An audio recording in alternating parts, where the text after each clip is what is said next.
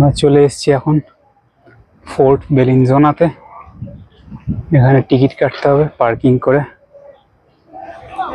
এইখানে হচ্ছে মিউজিক হচ্ছে, এইটা বেলিনজোনা। এই যে এইখানে চলে এসেছি, এখানে সব রেখে দিয়েছে টাওয়ার গুলো। এটা ইয়ান টরে মানে কিন্তু টাওয়ার, এইখানে রেখে দিয়েছে টাওয়ার। ও ইংরেজিতে লেখা। একটা লিফটে করে ক্যাসেলে পৌঁছে দিল আমাদের। এবারে যত খুশি হাঁটো। হাঁটতে পারবি তো বাবা?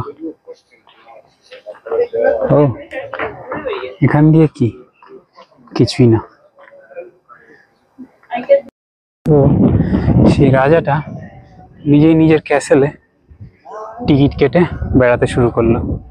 সবাই রাজার পেছন পেছন যাচ্ছে। রাজার পেছন পেছন যেতে যেতে যেতে যেতে সবাই রাজাকে বলছে, রাজা আপনি নিজের ক্যাসেলে নিজেই টিকিট কেটে ঘুরছেন, আপনি তো সব চেনেন।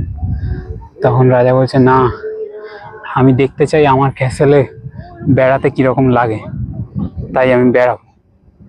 তখন রাজা আস্তে আস্তে বললো, আমার ক্যাসেলে হাতির রাইড নেই, বাঘের রাইড নেই, ঘোড়ার রাইড নেই। যাই হোক, আমার ছানাকে গল্প বলছিলাম। এই পুরো ক্যাসেলটা, এটা হচ্ছে ভিউটা। ওইদিকে আর একটা ক্যাসেল আছে বাবারই। হ্যাঁ আমি আমার বড় ছানাকে দেখে ভয় পেয়ে গেছি, আমার পাশে উঁকি মারছে। আমি বলছিলাম ওই ক্যাসেলটা, ওইটা আবার অন্য একটা ক্যাসেল নাকি? তুই জানিস ওটা গ্রেট ওয়াল অফ চায়না নাকি? না দেখি মাঝখানে জায়গা আছে নাকি যাওয়ার। না এটা তো অন্য ক্যাসেল। হাওয়া রে, কি হাওয়া! দেখ পাহাড়ের কোলে ছায়াগুলো পড়েছে কি সুন্দর।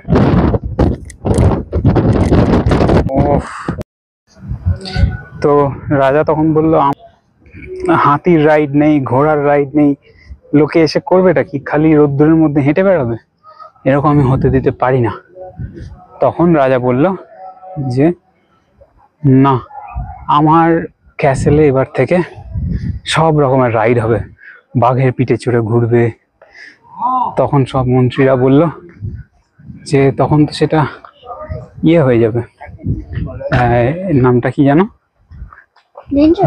না, তখন বললো এটা তো সার্কাস হয়ে যাবে তখন, যদি সবার পিঠে ঘুরে বেড়াবে। রাজা বললো, আই ডোন্ট কেয়ার, ক্যাসেলে যে ঘুরতে আসবে সব রাইড করতে হবে। তখন থেকে রাজা শুরু করলো হাতির পিঠের রাইড, বাঘের পিঠের রাইড, ঘোড়ার পিঠের রাইড, সব রাইড শুরু করলো। ক্যামেলের পিঠের রাইড, হ্যাঁ সব রাইড শুরু করে দিল। Bear bear? বেয়ার ক্যাসেলে বেয়ার ছিল না।